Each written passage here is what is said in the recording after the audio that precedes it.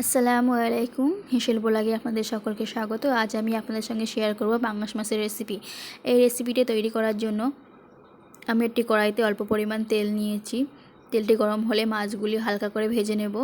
মাছ ভাজা হয়ে গেলে ওই মাছ ভাজার তেলে লবঙ্গ, ছোটো এলাচ, দারুচিনি এবং একটি তেজপাতা দিয়ে একটু ফোড়ন দিয়ে নেব এবং তাতে দিয়ে দেবো পেঁয়াজ কুচি, আদা রসুন পেস্ট।